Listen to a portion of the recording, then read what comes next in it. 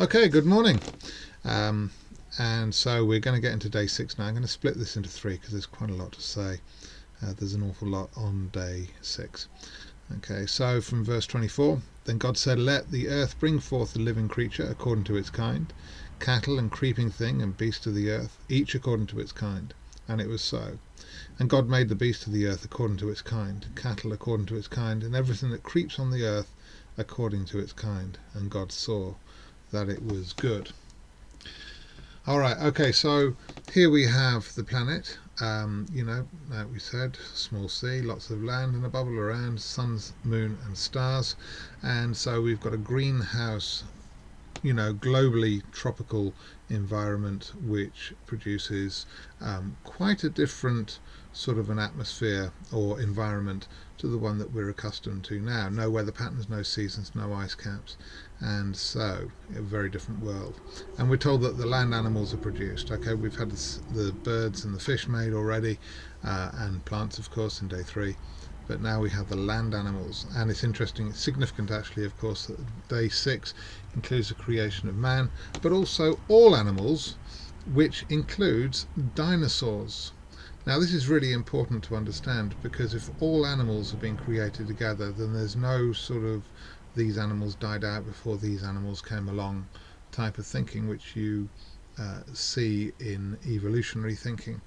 And so there's no such thing as, the stages of creation in that sense. All of the animals have been made, so all dinosaurs have been made with man and other animals. Okay, now of course this is a comic picture, a cartoon picture, but actually it's something that taps into the psyche of many people, the way of thinking of many people in a creationist way. It actually upsets there were complaints about the Flintstones from evolutionists at one stage, and the truth is that actually, apart from just being a bit of fun for children, there's a deep truth to this. Now, I don't know if animals were harnessed this way by humans, but nevertheless they were around at the same time. I suppose it's possible, but possibly unlikely, bearing in mind that all animals were vegetarian at that time as well, so that we didn't have flesh-eating dinosaurs until at least after the flood. Okay, now many people will actually say, no man has ever seen a dinosaur, and actually, of course, we have. Just go to the local park or local zoo and have a look at the crocodiles. They are dinosaurs.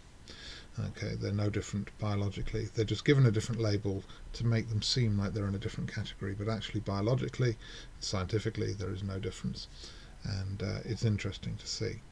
So animals are made at the same time as man, but what's interesting is that man is made in God's image, and we're going to talk about that separately as to what that means. And it's also interesting to notice that animals are also made from the dust, according to chapter 2 and 19.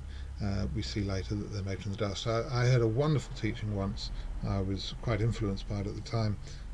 This fantastic teaching that animals were just made with the word, but man was made by God getting his hands dirty, and he got down to the dust and he made Adam, and so we're different from animals. And actually, of course, that's absolutely a load of nonsense, quite frankly. The animals are also made from the dust, according to chapter 2. We're just not told about it in this particular passage. So it's important to read the whole counsel of God, not just to take certain verses in isolation, and actually to read the whole thing and actually piece things together before we actually formulate teachings on these subjects. Okay, so that's all I want to say actually about the first part of this. There's not very much to it in the sense that, of course there's more and more I could say. I could talk about each according to its kind, anti-evolution, and I could talk about which animals are included in this and which are not. But the main thing is that God has made it all, and when he sees it, he sees that it is good. And that's a wonderful truth. That's something that underpins the whole of creation. It's good, it's perfect, and it's wonderful. So please click subscribe, share this around. I hope that it's blessed you, and there'll be more tomorrow. Bless you.